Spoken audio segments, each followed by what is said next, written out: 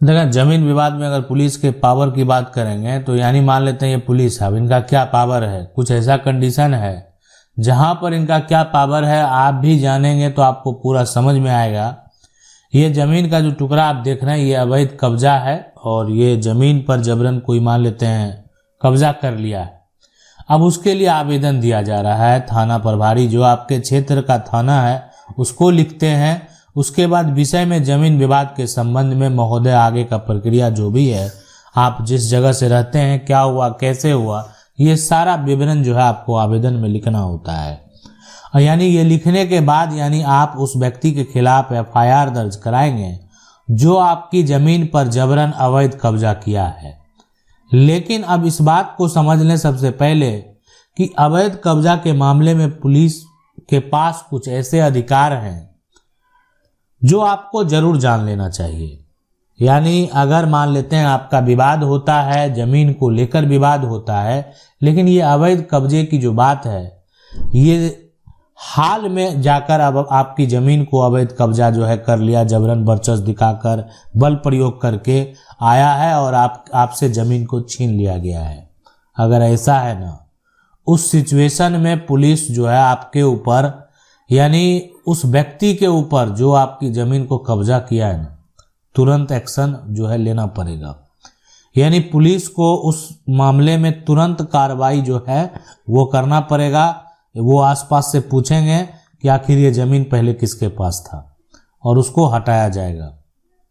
यानी ये प्रक्रिया होगा, तुरंत कार्रवाई होगा। अगर मान लेते हैं जमीन विवाद में, अवैध कब्जा विवाद में जो है अगर आप एफआईआर दर्ज करवाते हैं, आपकी जमीन को अगर कोई जो है जबरन कब्जा कर लिया तो, लेकिन इस बात को समझ लें, कंडीशन भी है, कब्जा जो कर लिया आज थोड़ी किया, पूर्वज ने ही कब्जा किया, पूर्वज ने किया कब्जा।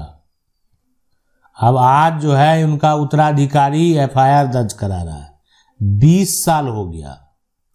तो 20 साल का कब्जा का मामला अगर आप एफआईआर दर्ज भी करा देंगे, पुलिस आएगी, जांच करेगी, जिसके पास 20 साल का कब्जा है उसी के पक्ष में जो है एक तरह से आदेश होगा। अब 20 साल से वो कब्जे में है और आज आप एफआईआर दर्ज करा रहे हैं, आसपास के लोग जो है ये बोल रहे हैं कि नहीं कब्जा 20 साल से है। कुछ ऐसा पावर है जहां पर पुलिस जो है हस्तक्षेप नहीं कर सकती। वो क्या है? वो है यहां पर सिविल विवाद। ठीक है, अगर मान लेते हैं किसी का भी सिविल विवाद चल रहा है, यानी आपका जो मामला है वो आप कह सकते हैं कोर्ट में यानी सिविल कोर्ट में लंबित है, दोनों पक्ष आपस में लड़ रहे हैं। अब इस सिचुएशन में क्या होगा? देखें, लड़ना तो नहीं है। अब ऐसा नहीं कि सिविल में मामला है तो आपस में हम मारपीट कर सकते हैं, मारपीट करेंगे तो उसके लिए तो अलग कानून है। लेकिन यहाँ पर जमीन का कब्जा वापस दिलाना, जमीन का पोजीशन वापस दिलाना, जमीन का असली मालिक तय करना, ये पावर यहाँ पर पुलिस का नहीं है। खास करके जब भी मामला सिविल कोर्ट में अगर चल रहा है ना, तो यहाँ पर पुलिस का अधिकार खत्म हो जाता है। पुलिस का अब यहाँ पर किसी प्रकार का कोई अधिकार नहीं रह जाता, अधिकार ही खत्म हो गया। अब क्या होगा? पुलिस का तो अधिकार खत्म हो गया। अब जो है तो जब भी मान लेते हैं आपस में अगर आपका विवाद सिविल कोर्ट में है तो और पुलिस अगर आती है आप लेकर, तो आप उनको बता सकते हैं, सिविल कोर्ट का जो है एक तरह से नकल दे सकते हैं और ये स्पष्ट तरीके से कह सकते हैं कि आपका मामला जो है वो सिविल में चल रहा है। तो यहाँ पर जो है पुलिस को किसी प्रकार का बात करें, सबसे पहले जो है हस्तक्षेप करने का पावर नहीं है ऐसे मामले में जो है। ठीक है, ये मामला अब कोर्ट में सुलझेगा, पुलिस यहाँ पर कुछ नहीं करेगी। अब है कि मान लेते हैं कोई अगर जाली दस्तावेज बनाकर ये कब्जा कर ले, जो आप जमीन कब्जा करने वाला है ये आप कह रहे हैं कि जाली दस्तावेज बनाया, जाली दस्तावेज बनाया और 20 साल से कब्जे में है, तो उसके पास तो कागजात भी है। आप इस तरह का मामले को लेकर आप एफआईआर दर्ज कराकर भी कोई फायदा नहीं है। एक तो 20 साल से कब्जा में है, दूसरा जो है वो जाली दस्तावेज बना लिया, डायरेक्ट आपको कोर्ट में केस करना पड़ेगा। जो जाली दस्तावेज, उसके दस्तावेज को आप जाली बता रहे हैं, इसको जो है एक तरह से जाली साबित करना पड़ेगा और इसको रद्द करवाना पड़ेगा। यानी जाली साबित करेंगे तभी तो रद्द करवाएंगे, साबित करना पड़ेगा। ठीक है।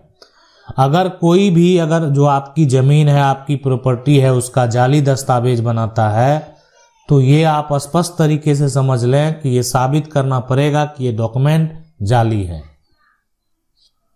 अब उस कंडीशन में पुलिस का अधिकार, जब मान लेते हैं ऐसा कुछ नहीं है, आपकी जमीन को आता है कोई जबरन जो है, यानी आपके परिवार के साथ मारपीट करता है, आपको जमीन पर जाने से रोकता है और जमीन को कब्जा कर लेता है, ऐसी कंडीशन, ऐसी सिचुएशन में जो है पुलिस को पावर है कि वो जो है एक तरह से वहां पर शांति व्यवस्था बनाए रखें, किसी तरह का विवाद जो है आगे बढ़े नहीं, इसके लिए वो वहां पर जो है कार्रवाई करेंगे। अगर कोई भी आपस में मारपीट किया है तो उस पर कार्रवाई की जाएगी। और जमीन जो है, सबसे पहले मान लेते हैं जमीन, आपकी जमीन को जो कब्जा किया, आपकी जमीन का जो फसल बर्बाद किया, उसको वापस दिलाया जाएगा। यानी शांति व्यवस्था वहां पर प्रथम जो है प्राथमिकता है, ये आप समझ लें कि इसलिए यहां पर प्रयास ये करना है इनको कि जो झगड़ा है ना, झगड़ा या जो हिंसा है उससे रोकना है ना, झगड़ा और हिंसा को रोकना है। तो अब जो है कि मान लेते हैं कि आगे की जो कार्रवाई होगी, ये सारा देखेगा कि नहीं अब सिचुएशन संभलने वाला नहीं है, तो फिर मजिस्ट्रेट के पास जो है इस केस को भेज दिया गया। मजिस्ट्रेट के द्वारा जो है उस पर धारा, आप कह सकते हैं स्टे लगा दिया गया है ना, धारा 163 लगा दिया गया, पहले वही 144 लगता था। तो एक धारा जब लग गया है ना, अब रोकथाम का धारा लग चुका है, वहां पर जाना नहीं है। अब आप जाएंगे तो फिर आपके ऊपर अलग से कार्रवाई होगी। तो मजिस्ट्रेट तो दोनों को नोटिस भेज दिया, यानी जो आपस में मारपीट कर रहा था, जो आपस में विवाद खड़ा कर रहा था, तो दोनों पक्ष को, विवाद होगा तो दो पक्ष होगा, तो दोनों पक्ष को नोटिस भेजा गया है ना, नोटिस भेजा गया। अब दोनों को जवाब देना पड़ेगा किसकी जमीन है, किसका कब्जा पहले से था और किस आधार पर जो है दूसरा दावा करता है, जो भी है स्पष्ट तरीके से बताना होगा। और कानूनी तरीके से देखा जाए तो ठीक है, जमीन का मालिक कोई और है, जमीन का रसीद किसी और के पास है, जमीन का कागजात जो है वो किसी और के पास है, लेकिन ये सारा गवाह को सुनने के बाद ये भी देखा जाएगा कि जमीन का कब्जा किसके पास से लंबे समय से, तो यानी कब्जा बरकरार रहे, बस ये बात है। अब आप कहेंगे कि उसके पास कागजात नहीं है, सिर्फ लंबे समय से कब्जा है, फिर भी उसका, तो देखें हर, ये कोई जरूरी नहीं कि उसी के पक्ष में फैसला होगा। हर सिचुएशन और कंडीशन देखने के बाद जो सही लगेगा उस तरह का फैसला किया जाएगा। आगे डिपेंड करता है दोनों जो पक्ष हैं उसके ऊपर, वो आगे अपील करने के लिए स्वतंत्र हैं, आगे अपनी लड़ाई को जारी रखने के लिए स्वतंत्र हैं। आशा करते हैं वीडियो अच्छा लगा होगा। अगर कानून की 99 को पहली बार देख रहे हैं तो चैनल को सब्सक्राइब करके जो बेल आइकन है उसको जरूर दबा लें। मिलते हैं अगले वीडियो में, तब तक के लिए जय हिंद।